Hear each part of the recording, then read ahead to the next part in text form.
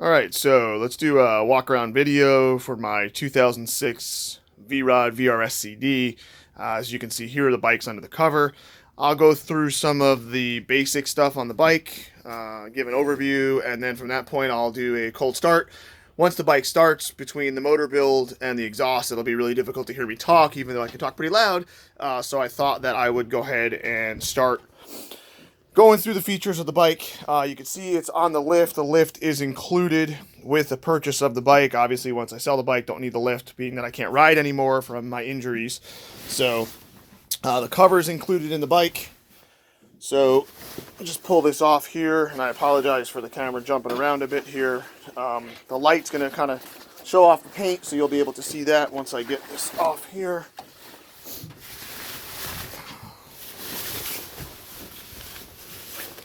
So remove that so it's out of the way of the exhaust. So sort of kind of start at the front. Very rare set of Marchesini wheels. They were from a Ducati. They're 17-inch wheels, so super lightweight, very highly sought after. One of 10 sets that exist in the world. It was made by Kozman out of California. It was very expensive. It was a little over $4,000 for the wheels, rims, and tires. Rims and brake kit package. I run the Michelin Pilot Powers on here. They do really well with the bike. It's a great combination because it's not truly a sport bike. It is a cruiser. It's a little bit heavier. The compound does well. You can see the rotors are massive. They're about 14-inch rotors. I just did a new set of brake pads on there. I do have an extra set as well. Custom billet parts to make the calipers bolt up to that fork setup that's on the V-Rod. Internally, inside here, there is a Race Tech suspension setup in here, gold emulators. They bored out the sleeves that are inside there. It is set up for 170 to 175 pound rider, so if your weight is different, you can send it out to Race Tech. They can modify that. The front here, you can see the fender is not a stock fender. It is a Coltworks fender on here, so it's a shorty fender. And you can see the paintwork on here is just beautiful. From a distance, it looks like a wet gloss black. Up close, when the light hits it, it has a burnt or a charred look. It's what we call a Signature Series paint. The guys at Signature Finishes did the paintwork here in Baltimore. I have modified the headlight. Headlight is a truck light LED headlight. The factory headlights on these bikes, especially the older ones, were pretty terrible, so the beam pattern from here is pretty fantastic. Along with the custom big brake kit are custom stainless lines matched.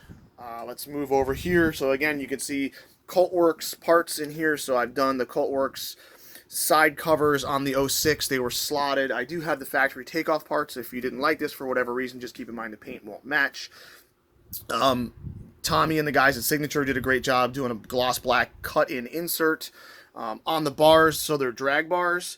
I've got Oberton adjustable levers on here, which are really nice, so you can adjust the pull for your particular feel. They've got performance machine grips, stock covers, stock switch setup. I've got really nice low-slung mirrors on here from Arlen Ness, both left and right matching.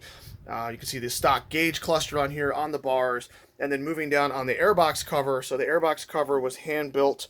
It was modified by myself and my buddy at a body shop many, many years ago. So again, painted that Signature finish, that charred look where it'll look wet gloss black from a distance, and then up close it will look like this charred finish. These are functional, so you can see they're molded on here and welded. We got about 65 hours in the airbox cover. Looks like an F-16 fighter jet with this, and the intake is actually underneath the airbox cover on the V-Rod, so it has a high flow, basically a ram air type intake. Turn signals are inside here as well, both left and right functional, so it cleans up the front of the bike. It gives it a really smooth look from a distance without having those bulky turn signals on there. Lower radiator shroud also is a Coltworks radiator shroud. Same beautiful paint job the guys did at Signature, so you can see cut in with the black. So from a distance, it'll look wet black. I've got some performance machine parts on here as well. So I've got an aggressive spiked front highway peg setup on here. This bike is pretty rare in that it comes with the factory mid controls. That's what the D is, so you can ride aggressively when you want to. but when you're wanting to be more laid back or on the highway, you can ride with your feet forward. It has the Fitzgerald Motorsports exhaust setup on it, so pretty rowdy exhaust to match the 1350 big bore. The motor's been done. It averages, depending upon the dyno, 150, 160 horse. If you look at the pictures in the ad, you can see the dyno tout there. I think it was 155.3 last time I ran it. So again, Fitzgerald pipe. I've wrapped it. I like the more aggressive look of the wrap. You can do really your own whatever you'd like to do on here. But I've also done the clear radiator pipe on here. So this was a nice little upgrade, so you can see the radiator fluid running through there. As this is the only water-cooled Harley. It's kind of a nice little touch on there. Backlit with some LEDs on the inside. Stainless steel pipe there. What else? So in addition to the motor build, 58mm throttle body, 2mm oversized heads, board stroked out to be a 1350. And then I have, I don't know if you can really see, it's difficult to get in there, but very rare set, expensive, energy suspension engine mount, which is great, so you can put all the horsepower from the bike down to the ground. Again, and keeping with that set of wheels, there is the rear setup on here, so you can see I have the rotor and caliper setup on the back. The Kozman kit also included the brace for it, and then again, rear setup on here for a custom stainless line. And these bikes are notorious for eating the rear switch on here, so I went ahead and replaced that to make sure that there was no issues with it failing. Also, the bike's got a full LED setup on it. I've got some pucks up underneath here to downlight on the motor, as well as just running lights. So the switch for the puck light setup, I've got it tucked away in here where the factory ignition would be. In addition to the multiple upgrades on the bike, I've got a 5-gallon gas tank in here from Unlimited Engineering. This tank is unobtainium, so they don't make it anymore. It was a $600 tank plus the $50 tool, so I'll give you the tool with the bike as well. I don't need it anymore, obviously.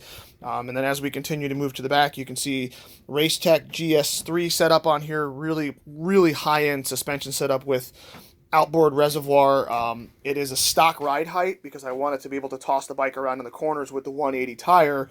And again, set up for about 170 to 175 pound rider.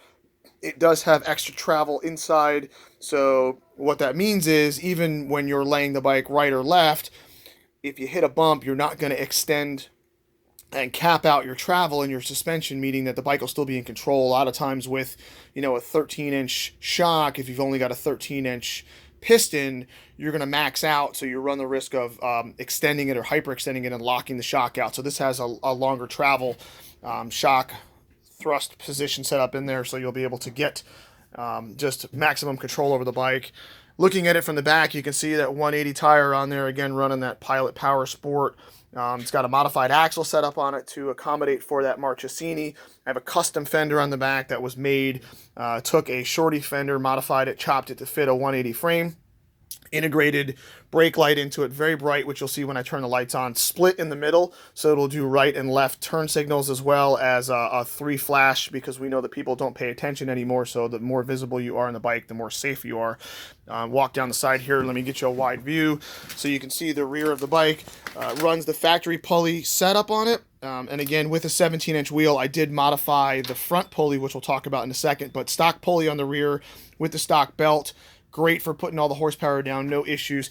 The only flaw on the entire bike when it comes to paint is right here. There's a rub mark on the powder coat that I did from a just boot wear and tear on there. That is the only mark anywhere on the bike. There are no scratches, no gashes, anything on the paint. It is just flawless. It's won multiple awards. Best of paint, best of whatever, depending upon where the bike was seen or put. Upgraded parts on here, machine performance parts for the pegs. I do have a really nice, unique pulley set up on here. So this is clear plexi, so you can see the pulley on the inside. I did do running lights as well as just raw LEDs in there, well, for visibility.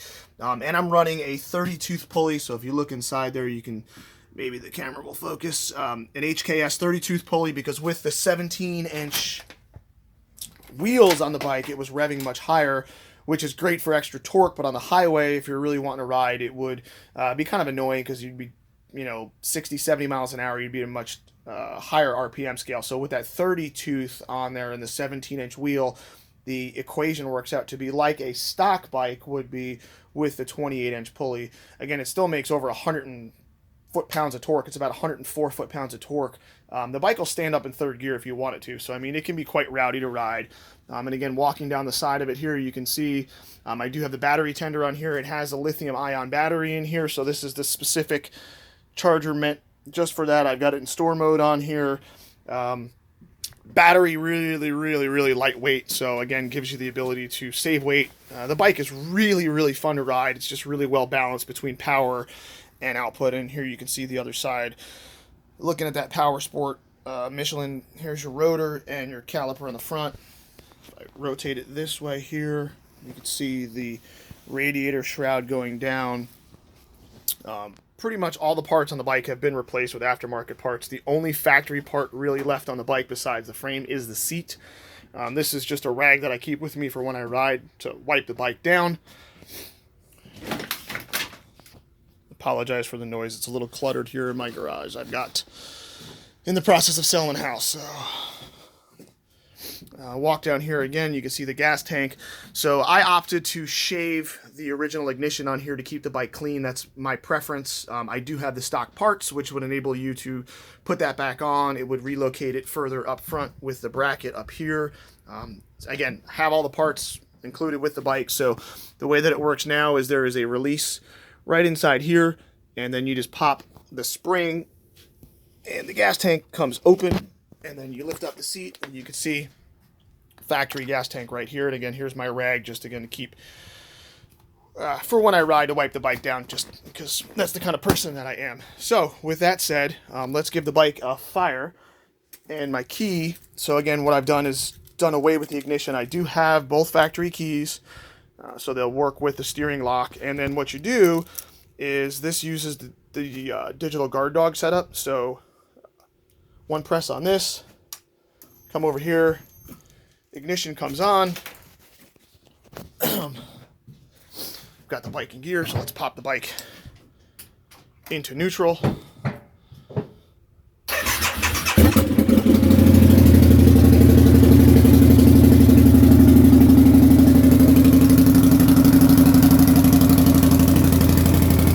Again, it'll be pretty hard to hear me now with the bike idling, but cold start up, idle. You can see all the LED running lights I've done inside the rear.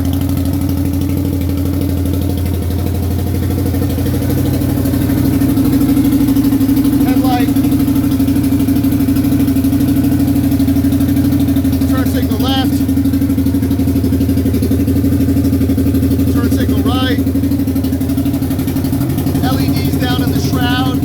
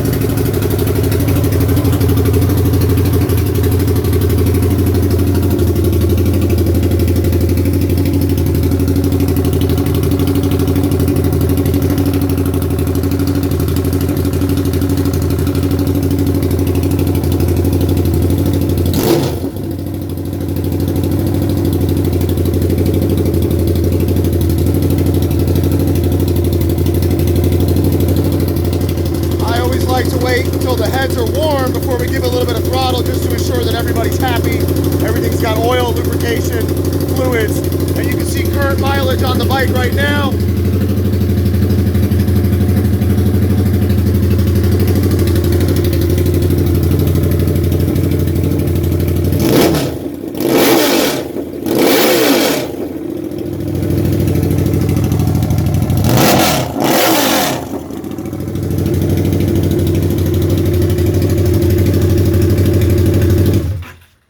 So again, mileage on the bike, 17,103.